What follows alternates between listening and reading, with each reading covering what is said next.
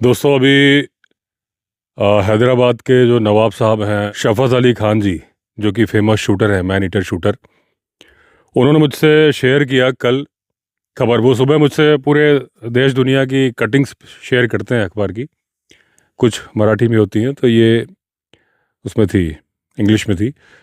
उसमें खबर ये थी कि महाराष्ट्र के जो फॉरेस्ट मिनिस्टर हैं, जहाँ तक अगर मैं सही नाम बोल रहा हूँ तो गणेश नायक जी, उन्होंने डिसीजन लिया है कि जो महाराष्ट्र में बहुत ज़्यादा ह्यूमन एनिमल कॉन्फ्लिक्ट बढ़ रहे हैं, जो लेपर्ड के हमले हो रहे हैं इंसानों के ऊपर, टाइगर के हमले भी हो रहे हैं, जहाँ तक मेरे ख्याल से लेपर्ड के लिए है, टाइगर के लिए नहीं है ये।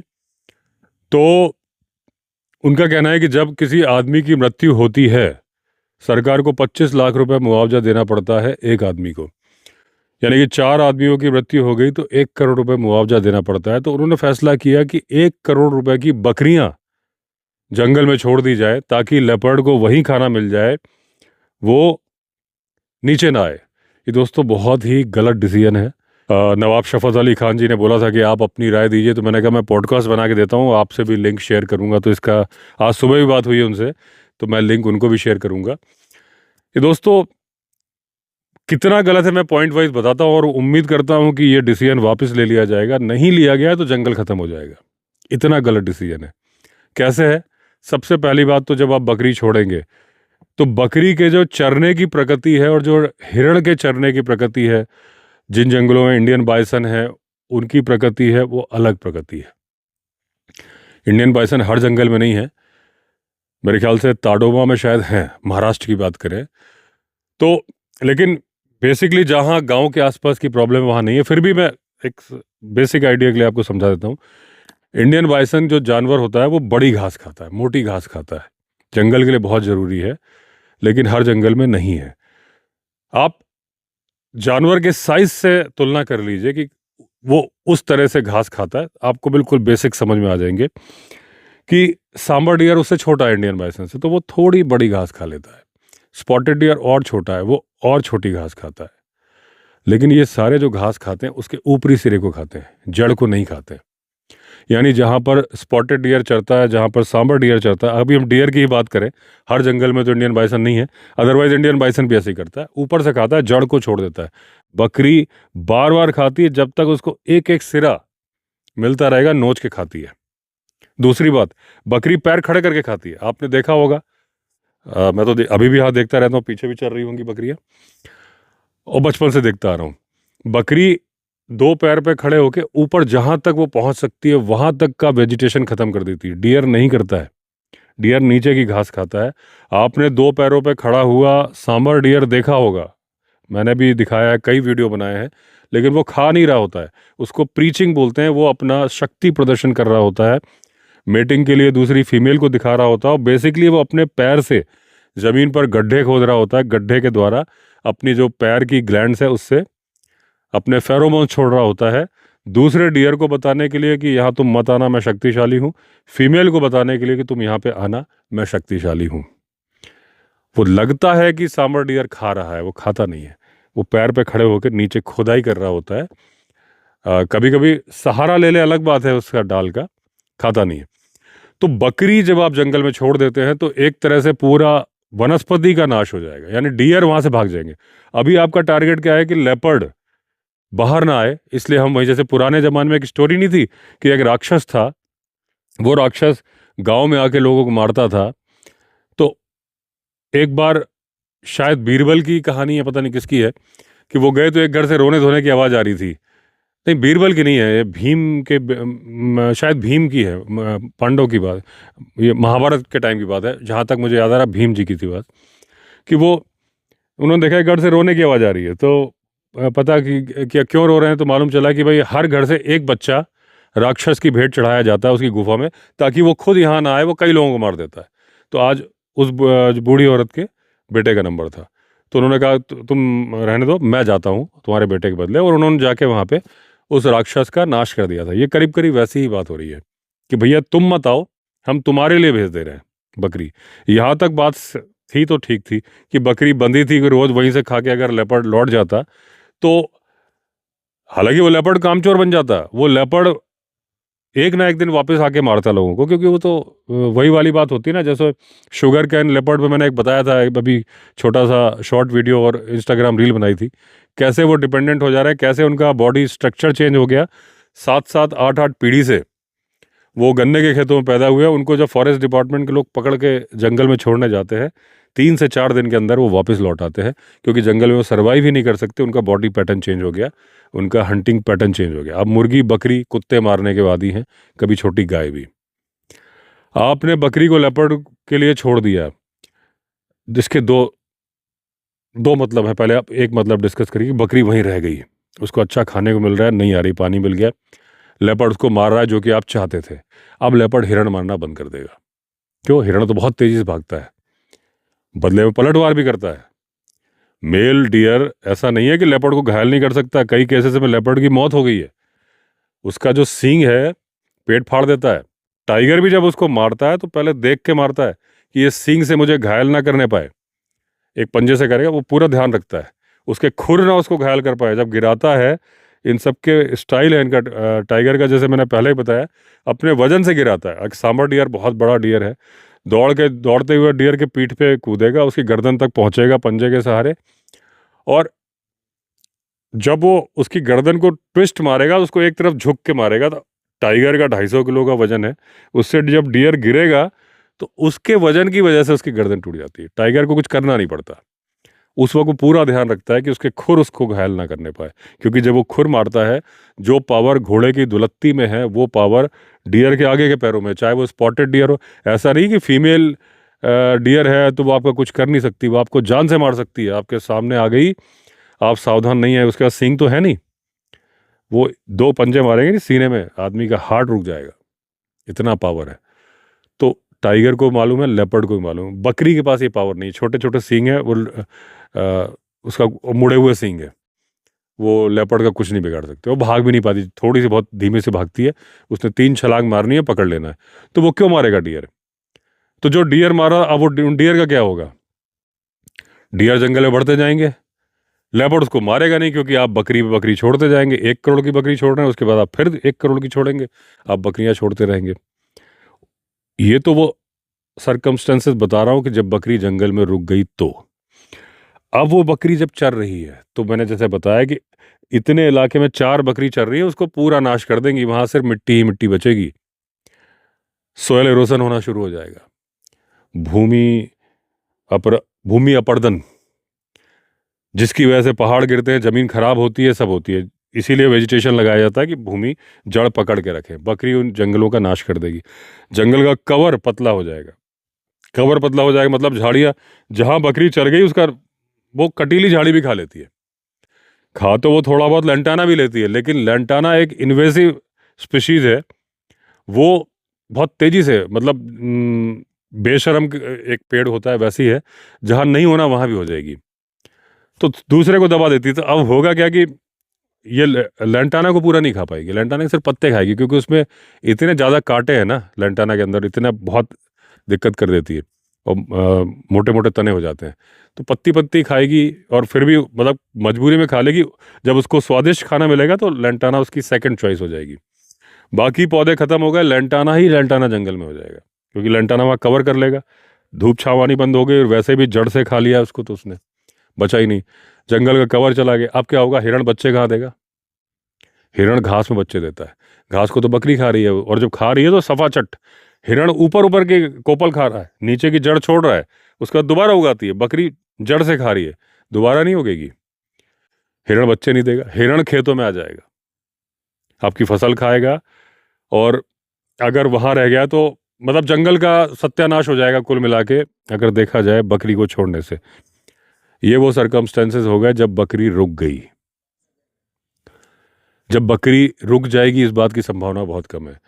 जंगल क्या जंगल ही होता है क्या? उसके किनारे नहीं दिखते कि बकरी चलते चलते किनारे नहीं आएगी? उसको क्या, अरे गाँव वो यूज टू है ना, वो तो डोमेस्टिक एनिमल है ना, वो उधर आएगी। उसको तो मालूम है कि लेपर्ड मेरे को मार रहा है यहाँ पे, तो वो देखेगी यार यहाँ तो कुत्ते हैं, आदमी है, मुझे उतना नहीं मारेंगे। तो वो जो जंगल की बकरी बन गई, वो भी गांव में आके खेतों का नुकसान करेगी, बाड़ लगाने जैसे हिरण करते हैं, और उसके चक्कर में लेपर्ड और आएगा, उसको जंगल वाली बकरी मिल रही है, जो कि क्योंकि आपने करोड़ रुपए की बकरी छोड़ी है, उसके बाद भी आप करोड़ों रुपए की छोड़ेंगे।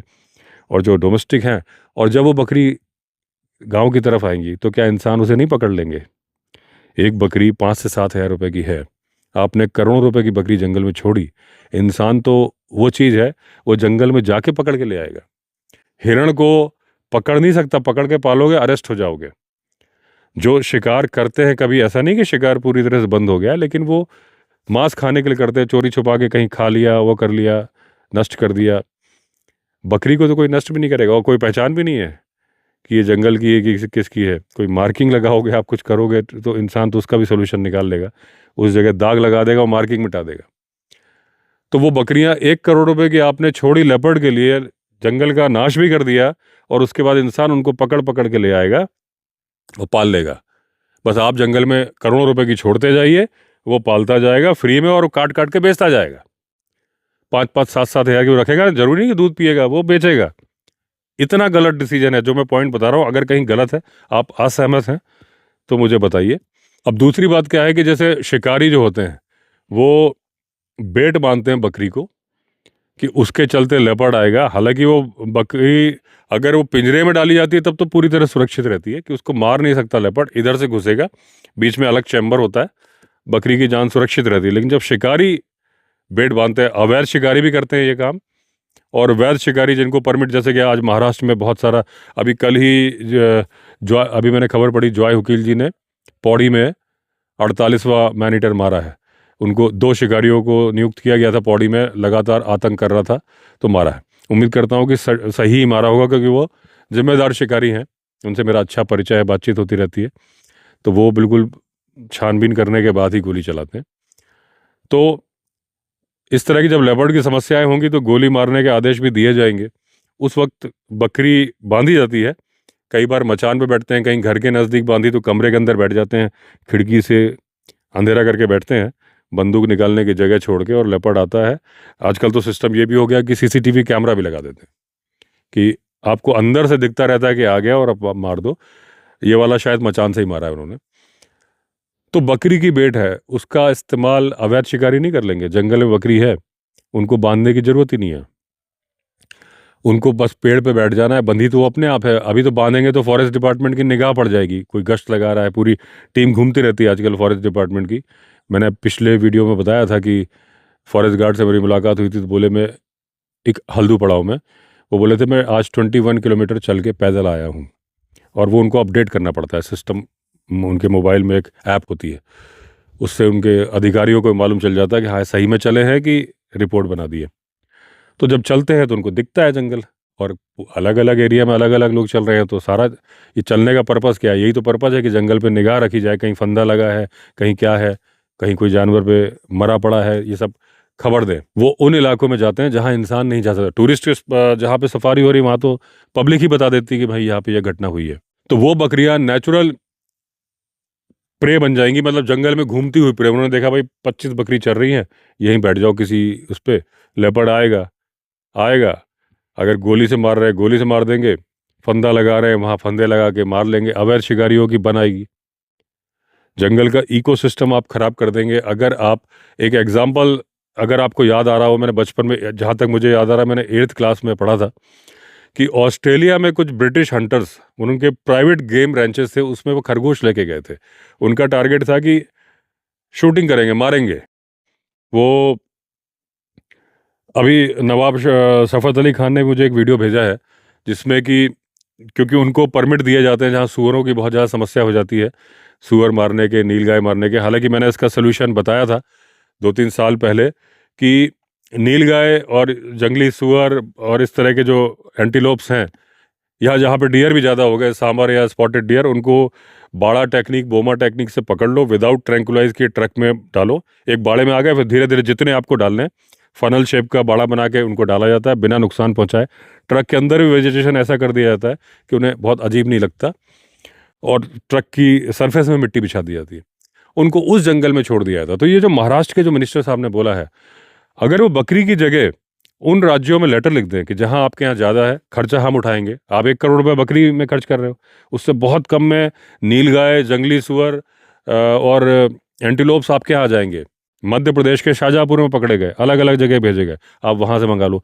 बिहार में तो चुनावी मुद्दा है नीलगाय, वहां अगर नीलगाय को मारने का परमिट नहीं मिलेगा तो इलेक्शन का वोट नहीं मिलेगा। जंगली सुअर पंजाब में, हर राज्य में परेशानी है इन जानवरों से।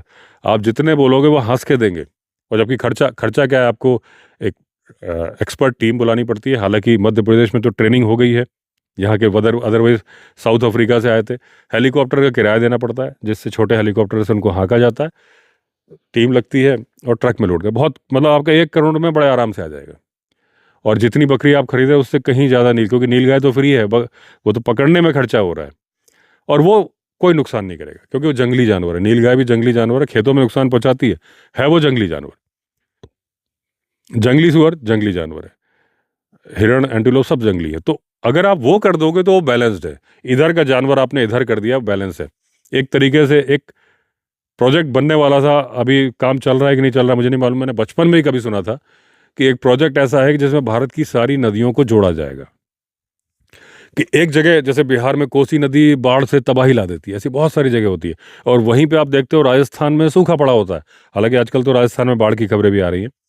तो अंदर ही अंदर कैनाल से कनेक्टेड कर दिए जाए सारी नदी, ऐसा प्रोजेक्ट था कि जब जहां पे बाढ़ आ रही है वहां का पानी उस जगह डाइवर्ट कर दिया जाए जहां के डैम खाली पड़े, वहां भर दिया जाए। इससे पानी मैनेज हो जाएगा, देश में खुशहाली आएगी। तो ये मैंने सुना था, तो उसी तरीके से ये एग्जाम्पल मैंने दिया। इसी तरह से जंगल, ट्रकों के कॉरिडोर बना दो तो बहुत अच्छी बात है, लेकिन कॉरिडोर के कुछ नुकसान भी हैं।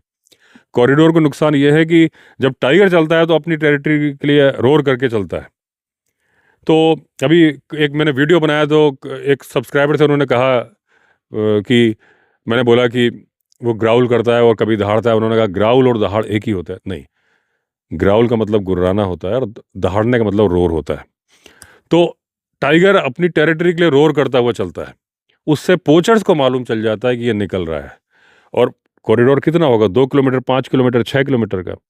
तो उसके शिकार होने की संभावना, फंदे लगाने की, अगर वहाँ पे प्रॉपर टीमें और मचान ना बनाया जाए तो बड़ी दिक्कत हो जाएगी। लेकिन ठीक है, अगर केयर की जाएगी तो फिर दिक्कत नहीं होगी। मचान बनाया जाए और कैमरे लगाए जाएं और पूरी तरह से उस कॉरिडोर पे अलग से टीम बना के निगाह रखी जाए, तब कोई दिक्कत नहीं। फिर भी हर्बीवोरस जानवर का कॉरिडोर के थ्रू शिफ्ट होना बड़ा मुश्किल है। रीजन, वो जो टाइगर उस कॉरिडोर का इस्तेमाल करके आगे जा रहा है, वो वहीं डेरा डाल के बस जाएगा कि यार ये बढ़िया है। जैसे आपने वो सालमन फिश होती है शायद ना, जिसके लिए आपने देखा है ग्रिजली बेयर जब वो अपने बच्चे देने जाती हैं फाइनली, तो करंट के अगेंस्ट, सारी मछलियों क्या होती है, करंट के अगेंस्ट। पानी इधर से इधर आ रहा है तो इधर से इधर जाती हैं, उछल उछल के पार करती है और हवा में कैच करते हैं। आपने डिस्कवरी पे और एनिमल प्लानट पे वीडियो देखे होंगे, क्योंकि उनको पता है मछलियाँ आएंगी। और वो भालू ना पकड़े तो भी वो बच्चे देने के, अंडे देने के बाद मर जाती हैं। तो टाइगर को भी मालूम चल जाएगा कि डियर आएगा भाई, यहाँ से वो उधर जाएगा, वहीं बैठ जाएगा। उसको कम इलाके में, एक फनल शेप के इलाके में जानवर मिल रहा है, फिर वहाँ टेरिटरी फाइट हो। कुल मिला के कॉरिडोर अच्छी बात है, लेकिन वो कार्निवोरस जानवर के लिए बढ़िया है। इसके लिए हर्बीवोरस के लिए उतनी ज़्यादा वो नहीं है, क्योंकि वो जानवर इतना ज़्यादा मूव नहीं करते। यहाँ पे मसाई मारा और सेरेंगेटी की तरह से एनुअल माइग्रेशन नहीं होता है कि पूरे पूरे विल्डर बीस्ट यहाँ से वहाँ जा रहे हैं, ऐसा नहीं होता है। ये बोमा टेक्निक या बाड़ा टेक्निक से ट्रक के माध्यम से आप भेज दें, पूरे इंडिया के अंदर स्प्रेड कर दें जहाँ जहाँ से डिमांड आ रही है। तो ये वाला सिस्टम जो है ये बिल्कुल गलत है, एक जंगल को ख़त्म कर देगा। ये गलत डिसीजन लिया गया है। लेकिन अगर इसी से मिलता जुलता, क्योंकि जनता की डिमांड आ रही है, किसी के घर का कोई सदस्य मर जाएगा तो वो प्रोटेस्ट करेगा, वो बहुत कुछ करेगा, सरकार को भी चिंता करनी पड़ेगी। अभी सुना कि फॉरेस्ट वालों को घेराव कर लिया था, तो चिंता करनी है, लेकिन उसको थोड़ा दूसरे तरीके से करिए। बकरी मत भेजिए, नीलगाय, जंगली सुअर, एंटीलोप और डियर भेजिए, डिमांड मंगाइए। हर राज्य आपको देने के लिए तैयार है। आप टीम का खर्चा दीजिए, वहाँ से मंगाइए। और ऐसे दूसरे राज्यों में, सिर्फ महाराष्ट्र में नहीं, आज ह्यूमन एनिमल कॉन्फ्लिक्ट तो हर राज्य में हो रहा है। तो जहाँ आपको लग रहा है कि प्रे बेस कम हो रहा है, प्रे बेस आप जंगली जानवरों के माध्यम से बढ़ाइए जहाँ पर ज़्यादा है, जो कि मैंने अभी बताया। सवाल यह है क्या इससे समस्या पूरी तरह से ख़त्म हो जाएगी? नहीं होगी, क्योंकि आपको जो शुगर केन लेपर्ड हैं, जैसे इस तरह के लेपर्ड बढ़ते जाएंगे, क्योंकि यहाँ पे कंपटीशन नहीं होता। जंगल में उसको हर वक्त देखना है टाइगर, अरे यार टाइगर तो नहीं है, उसको स्मेल आ रही है, वो भी तो सूंघ रहा है जो वो अपनी सेंट मार्किंग कर रहा है। तो जब देखो तब पेड़ पे चढ़ना है। वो सोचता है कि यार क्या लाइफ है मेरी, मैं पेड़ पे ही बैठा रहता हूँ, मैं क्या बंदर हूँ। नीचे उतरो तो भाई साहब उसको कितना ही सावधान रहे तो टाइगर भी तो सावधान है, कई बार टाइगर मार देता है, लेपर्ड को खा भी लेता है। तो वो सोचता है जंगल किनारे क्या मैं टॉप प्रीडेटर हूँ, यहाँ पे टाइगर जनरली आता नहीं है, कुत्ते उत्ते वो तो मेरा भोजन है, पब्लिक है उसका मुझे कोई टेंशन नहीं है, मैं गन्ने खेत में घुस जाऊंगा तो फिर तो मैं राजा हूँ। तो ये संख्या बढ़ती जाएगी। इसके लिए आपको पहले तो या तो गन्ने के खेत सोलर फेंसिंग से प्रोटेक्ट करने होंगे। सोलर फेंसिंग एक अच्छा उपाय है। उससे अगर आपको हर जगह नहीं कर पाए तो दूसरा कटीली बाड़, कैक्टस, बहुत तरह के कैक्टस होते हैं। जो 1 करोड़ रुपए की आप बकरी खरीद रहे थे, उस करोड़ रुपए से आप वो ये जैसे बेशरम की झाड़ी है ना, लेंटाना जैसे है, इस तरह लेंटाना नहीं बोल रहा हूँ क्योंकि लेंटाना तो खेत, हालांकि बैलेंस तरीके से अगर घने तरीके से लेंटाना भी खेत के चारों तरफ उगा दी जाए और उसको, क्योंकि किसान तो उसको बढ़ने नहीं देगा, काट देगा, तो उसकी जड़ इतनी कटीली होती है कि लेपर्ड भी नहीं निकल सकता। लेकिन और भी बहुत सारे कैक्टस और इस तरह के होते हैं जो ऊंचे ऊंचे जाते हैं, 7-7 फीट के होते हैं और कांटे भी बड़े तकलीफदायक होते हैं। लेंटाना के कांटे उतने तकलीफदायक नहीं होते, छोटे छोटे होते हैं। कैक्टस के मोटे मोटे सुई की तरह से होते हैं। उससे आप खेतों को कवर करवाइए। इंसान और खेत, हाँ इंसान खेत के अंदर जाएगा, उसके लिए अवेयरनेस है, क्योंकि इंसान खेत के अंदर जाएगा वहां बैठा हुआ लेपर्ड वहीं पकड़ लेगा।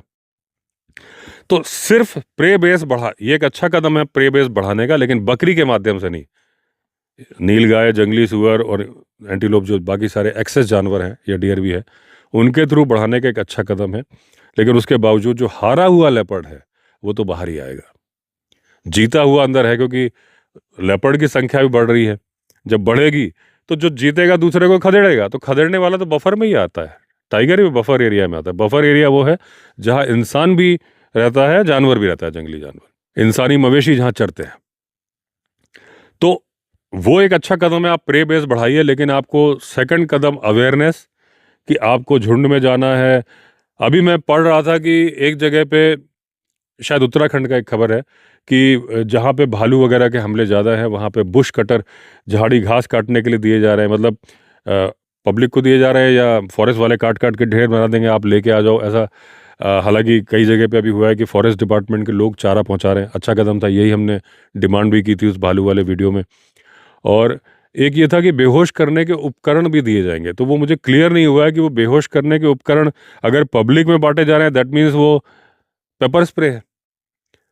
पब्लिक को ट्रैंकुलाइजर गन और दवाई तो दी नहीं जाएगी, उसको तो पता ही नहीं कितना भरना है, कहाँ मारना है, वो तो मर जाएगा जानवर। और मुझे लगता नहीं कि फॉरेस्ट की टीम को दिए जाएंगे, फॉरेस्ट की टीम के पास तो पहले से ही है। तो एग्जैक्टली उसमें नहीं लिखा था, लेकिन मुझे ऐसा लग रहा है कि शायद पेपर स्प्रे भी बांटे जा रहे हैं। यही हमारी चिली स्प्रे, पेपर स्प्रे, ये एक सोल्यूशन है कि हर आदमी अपनी पॉकेट में लेके जाए। वो हथियार है कि जब वो अटैक करे तो कर दे बारीक से। और 5-7 बार जब उसकी आंख में गया ना, वो पूरे दिन चैन से नहीं रह पाएगा, नाक आंख में उसका जीना मुश्किल हो जाएगा। वो समझ जाएगा यार कि आदमी के पास जाओ तो मुझे मिर्ची लगती है। ये बहुत समझदार होते हैं। एक एग्जाम्पल बता रहा हूँ, उत्तराखंड के जिम कॉर्बेट नेशनल पार्क के अंदर ढिकाला है। मुझे वहीं पे एक गाइड ने बताया था कि एक सांबर डियर इंसानों पे हमला करने लगा था बहुत साल पहले, और उसने सींग भी किसी को मारे थे, पता नहीं क्या, पूरे एग्जैक्टली तो मुझे याद नहीं आ रहा, 2009 के आसपास बताया था। तो फॉरेस्ट डिपार्टमेंट ने क्या किया था कि एक पुतला खड़ा किया था, उसमें करंट लगाया था, सोलर करंट ही लगाया होगा जगह जगह। तो वो जैसे ही इंसान को देखता था तो आता था। तो जब वो आके इंसान पे हम टांगों से या सींग से, तो सींग में तो करंट नहीं लगता रहा होगा, लेकिन अगर वेलवेट वाला सींग है तो लग जाएगा, या जैसा भी हो। तो जब वो लगाया और 4-5 बार उसको करंट लगा, फिर उसने इंसानों पे हमला करना बंद कर दिया। उसको समझ में आ गया कि ये तो करंट मारता है। इसी तरह से जब 4-5 बार इंसान के करीब जाएगा और उसके ऊपर पेपर स्प्रे मार दिया, वो सोचेगा ये तो यार मेरा 2-3 दिन खराब कर देता है, इसमें तो वो है, तो वो डर जाएगा। इंसान को वो समझ लेगा यार कि इससे पंगा नहीं लेना है। तो इंसानों को रक्षात्मक उपाय सिखाइए, उनको उपकरण दीजिए उस पैसे से। हाँ, फिर इंसान को भी समझाना है कि भाई आपस में नहीं मार देना है कि तुमको एक लुटेरा लूटने के लिए फिर मार दे रहा है। लेकिन लुटेरा लूटने के लिए पेपर स्प्रे के अलावा बहुत कुछ भी रख सकता है, चाकू वगैरह। लूटने वाले तो लूट ही लेते हैं, कम से कम सुरक्षा की जाए, उसका सोल्यूशन तो सरकार को सोचना होगा, वो मैं कैसे बता सकता हूँ। लेकिन सुरक्षा के उपाय सिखाए, अवेयरनेस सिखाए, खेतों में कैसे जाना है, झुंड में कैसे बैठना है, उधर की तरफ फेस करके, और अचानक हमला हो जाए तो क्या करना है। लाठी, दराती, पेपर स्प्रे, भागना नहीं है, डरना नहीं है, क्योंकि लेपर्ड बहुत ही डरपोक जानवर है। आप डरते हैं तो वो करता है। अभी नवाब साहब से मेरी फ़ोन पे बात चल रही थी, नवाब शफ़त अली खान जी से, तो उनसे चर्चा चल रही थी कि बोले आपने मेरी जो बुक है अवनी, उसकी जो सीरीज़ की थी बहुत अच्छी की थी। मैंने उनको बताया कि आप दूसरी बुक दीजिए, मैं वो भी करूँगा। वो बोले आउट ऑफ प्रिंट है, लेकिन आएगी तो मैं दूंगा आपको, फैज़ाबाद के मैन ईटर का। तो मैंने कहा वो तो आपने अवनी में भी किया था। बोले वो मैंने समराइज वे में किया था, लेकिन अब मैं डिटेल में पूरे एक बुक है वो मैं आपको दूंगा। तो उन्होंने बोला आपने अवनी बहुत ही बढ़िया तरीके से की थी, एक बैलेंस तरीके से की थी। तो जो उसमें एक जगह उन्होंने जिक्र किया था कि अवनी जिसने 14 लोग मारे थे, और इस घटना का मैंने कई बार जिक्र किया और उनको भी मैंने बताया था कि मैं बहुत एग्जाम्पल देता हूँ इस बात का। तो अवनी ने देखा इनका आमना सामना हो गया, इनके पास ट्रैंकुलाइज करने का परमिट था, लेकिन अगर जान पे आएगी तो मार सकते थे आत्मरक्षा में। वो आगे चार्ज करने लगी, ये निशाना लेकर इनके पीछे वाले सारे भाग गए, जो टीम थी ये एम लेके खड़े हो गए। हाँ, अभी भी मैं क्या बता रहा था, बात उतर गई थी दिमाग से, पहले मैं ये बात कंप्लीट कर दूं, फिर मैं बताता हूँ वो। तो ये एम लेके खड़े हो गए, ये शार्प शूटर है, इनको अवार्ड वगैरह मिले हैं। तो वो बात मैं बता ही देता हूँ, फिर भूल जाऊँगा। उन्होंने मुझे एक वीडियो भेजा है, मैं साइड में प्ले कर दे रहा हूँ साउंड हटा के। तो जब इनको परमिट के लिए बुलाया जाता है सुअर मारने के लिए और नीलगाय मारने के लिए, तो सुअर भागता है। तो ये जो प्रैक्टिस करते हैं कि एक जेसीबी से नाली बनवाई, जिसके अंदर इन्होंने जीप डाल दी, जीप इतने नीचे चली गई कि गोली उसको ना लगे, पूरी जीप नाली के अंदर आ गई। उसके ऊपर सुअर की आकृति बनाई, एक पोस्टर में जीप के ऊपर बांध के लगाया, और जीप चलाई वहां से। तो वो भागता हुआ सुअर दिख रहा है, और दूर से एम लेके इन्होंने 2 शॉट मारे उस वीडियो में, और दोनों सटीक लगे, एक आंख के पास या जहां लगा और एक यहाँ, मतलब जीप में आकृति बनी सुअर की, और भागते हुए को 2 मार रहे हैं, और दोनों के दोनों सटीक वहां मर रहे हैं, वहां लग रहे हैं जहां उसकी मौत हो, क्योंकि अगर गलत जगह लग जाए तो तड़प तड़प के मरता है जानवर। ये अच्छे शिकारी की पहचान नहीं होती। अच्छे शिकारी की पहचान ये होती कि गोली वहां लगे कि उसको तकलीफ ना हो। और जिम कॉर्बेट और बाकी शिकारी बोलते थे कि जब वो जाते थे तो अगर घायल करके जानवर छोड़ा है तो उनका फर्ज है कि उसको फिर पूरी तरह से मारो, नहीं तो वो मैनीटर बन जाएगा और दूसरे इंसानों की जान चली जाएगी, जिसके जिम्मेदार आप होगे। तो इस घटना को बताऊं कि ये शार्प शूटर है। तो इन्होंने एम ले लिया, अवनी इनकी तरफ आ रही है, और ये खड़े हुए कि अगर तो ये आएगी तो मार दूंगा। रुक गई तो ठीक है, वो रुक गई। जिसने 14 आदमियों को मारा था वो रुक गई। क्यों रुक गई? कि उसको आदत पड़ी थी कि मुझे देख के इंसान भागता है, वो भागते हुए मार देती थी। वो बोले ये इंसान भाग क्यों नहीं रहा है, क्या अजीब आदमी है। तो रुक गई, डर गई और खुद साइड में चली गई। तो ये नवाब साहब से मैंने कहा कि एक चीज़ बताइए, अगर आपके हाथ में राइफल की जगह डंडा होता, लेकिन अगर कॉन्फिडेंस वही रहता, तो अवनी को थोड़ी ना मालूम है कि ये राइफल है कि डंडा है। अगर आप उसी तरीके से खड़े हो जाते तो बोले बिल्कुल सही है। लेकिन मैंने कहा ये बात भी सही है कि अगर वो राइफल नहीं होती तो शायद आपका कॉन्फिडेंस कहीं ना कहीं हिल जाता। चार्जिंग टाइगर आपकी तरफ आ रहा है और आपके हाथ में उनको तो पता था कि मैं ट्रिगर दबा दूंगा तो मेरी जान बच जाएगी, तो कॉन्फिडेंस था। तो वो मुश्किल बात है। वो खुद बोले कि ये बात हम दूसरों से बोले, कहना बहुत आसान है कि अपना आप कामनेस बना के रखिए, लेकिन करना बहुत मुश्किल है। लेकिन मैंने ये भी बोला, वो उन्होंने कुछ एग्जाम्पल भी दिए थे, मैं नाम नहीं बोलूँगा। कुछ जगह चार्ज किया तो इवन कुछ फॉरेस्ट ऑफिशियल्स के भी 2 नंबर कर दिया था पैंट में, और क्या क्या हो गया, तो कुछ बेहोश हो गए थे। ये सारी घटनाएं वो बताते रहते हैं। तो जगह के नाम नहीं बोल रहा, मैं कुछ नहीं बता रहा। तो ये करना, लेकिन एक जो कमांडो ट्रेनिंग होती है ना, जो फिर मैंने उनको फ़ोन पे ही बताया। मैंने कहा देखिए कहावत है, रसरी आवत जात है सिल पर हो, करत करत अभ्यास के जड़मती होत सुजान, रसरी आवत जात है सिल पर होत निशान। यानी कि आप कुएं में जो पत्थर था उस पर जब रस्सी चलती थी तो भी पत्थर पर निशान हो जाते थे, जब बार बार चलती थी। तो जड़मती होत सुजान यानी कि जिसकी बुद्धि काम नहीं करती, अगर वो बहुत प्रैक्टिस करता रहे तो वो समझदार बन जाता है। हालांकि हमारे कुछ महान दोस्त थे, वो बोलते थे जड़मती हो सुजान, मतलब इसका मतलब है कि जो बुद्धिमान है वो जड़मती यानी बुद्धू बन जाता है वो। तो यहाँ मुद्दे की बात यह है कि अगर आप बार बार ट्रेनिंग दोगे, बार बार ये बात सिखाओगे, जब कमांडो जो ट्रेनिंग होती है बार बार की जाती है तो वो कमांडो फौलाद बन जाता है। बार बार आप सिखाओगे आपको नहीं डरना है, नहीं डरना है, डर के तो मरना ही है, नहीं डर के तो बच जाओगे ना। ये बात जब आपके दिमाग में आ जाएगी। मैंने अपना एक एग्जाम्पल दिया है उनको नवाब साहब को भी दिया था, वीडियो है सामने। मिस्टेक हो गई थी, मैंने दूर से जूम करके शूट कर लिया, मैंने सोचा पास से शॉट ले लूँ, तो गाड़ी से गया, बीच में जहाँ मैंने पोजीशन ली वहाँ झाड़ी आ गई। मैंने कहा गाड़ी साइड में करूँगा तो ये भाग जाएगा गाड़ी की, तो मैंने कहा जरा सा गाड़ी से हट के लेता हूँ, एंगल भर वो आ जाए तो मैं जूम कर लूँगा। और वो करना था कि वो चार्जिंग मोड में आ गया, वीडियो है मेरे चैनल पे, और उस वक्त मैं भागता तो मुझ पर चार्ज कर देता। तो मैंने बोला वीडियो में, ना मेरी आवाज़ कांपी, मैंने बोला कि दोस्तों ये मेरे पे चार्ज करने वाला है, मेरे पास पेपर स्प्रे है, पत्थर मारूंगा। लेकिन वो समझ गया यार ये डरने वाला नहीं, तो वो उठा और खुद गाय को खींच के आगे चला गया। मैं वैसे ही खड़ा रहा। तब तक पुष्कर और सोहनलाल दूर थे, बाद में आ गए थे मेरे नज़दीक, लेकिन उनको आने में 4-5 मिनट लगे थे। तब तक मैं खड़ा रहा था, और 5 मिनट 5 सेकंड बहुत होते हैं लेपर्ड के लिए। तो अगर आप प्रैक्टिस करें, बार बार सिखाएं, तो लोगों को ये समझ में आ सकता है कि लेपर्ड आया तो भागने नहीं। और वही बात होगी जब अवनी, जिसने 14 टाइगर मारे थे, 14 इंसान मारे थे, एक इंसान उसकी तरफ निशाना लेके खड़ा है तो डर गई थी, वापस चली गई थी। अगर इंसान भागेगा नहीं, हिम्मत से चिल्ला के खड़ा रहेगा, तो वो लेपर्ड लौट जाएगा। और फिर पास आए तो आप पेपर स्प्रे मार दो, तो 3-4-5 बार वो लेपर्ड तो समझ जाएगा कि भैया मेरे को आदमी के पास नहीं जाना, ये खतरनाक चीज़ है। दूसरा दोस्तों, एक प्रस्ताव ये भी दिया है कि जो लेपर्ड है वो शेड्यूल 1 में है, जो वाइल्ड लाइफ एक्ट है उसके शेड्यूल 1 में है, उसको पूरी तरह सुरक्षा मिली है। उसको मार देने पर, उसको मारने के लिए परमिशन की भी रिक्वायरमेंट है चीफ वाइल्ड लाइफ वार्डन से, और सज़ा है ज़्यादा। उसका भी महाराष्ट्र में यह है कि उसको शेड्यूल 1 से शेड्यूल 2 में किया जाए। तो देखिए, सुरक्षा के उपाय ज़्यादा कर दिए जाए, बेटर है। लेपर्ड को भी ट्रांसफर, जैसे कि नीलगाय और सुअर को ट्रांसफ़र करने का उपाय है, लेपर्ड की भी डिमांड है। ऐसा नहीं कि हर जगह लेपर्ड अवांछित है, कितने लोग चाहते हैं कि उनके जंगल में हो।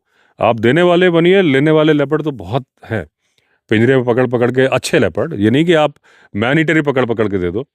फिर बहुत सारे ऐसे बाड़े बनाए जा सकते हैं जंगल के बाहर, जहाँ पे उनको रखा जा सके और उनको टिकट लगाया जाए, तो उससे उनका खर्चा चल जाएगा। तो किया, तो अगर आप उसको शेड्यूल 1 से शेड्यूल 2 में डाल देंगे, तो फिर वो कहीं ना कहीं आप खुद कह रहे हैं कि इनका शिकार किया जाए। और आपको पता है कि शिकार, अंदर से शिकार करने की इच्छा रखने वाले बहुत सारे लोग हैं, ट्रॉफी हंटर्स, शौकिया, खाल बेचने वाले, और फिर पोचर्स। वो कहीं ना कहीं एक गलत कदम होगा।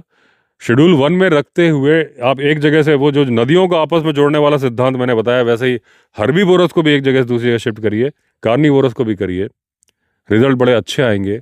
और नहीं किया गया, इसमें कोई उपाय नहीं उठाया गया, तो आने वाले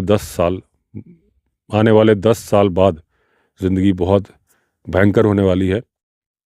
लेकिन सरकार भी कदम उठा रही है, कुछ सोच रहे हैं, ये अच्छी बात है। बस थोड़ा सुधार करने की ज़रूरत है। ऐसे मेरे विचार हैं, आपके क्या विचार हैं, आप कमेंट लिख के बताइएगा। तो चलिए दोस्तों, एंड करता हूँ पॉडकास्ट को। अगर आपने चैनल सब्सक्राइब नहीं किया तो चैनल सब्सक्राइब कर लीजिए। फिर मिलते हैं, तब तक के लिए all the best. Vande Mataram.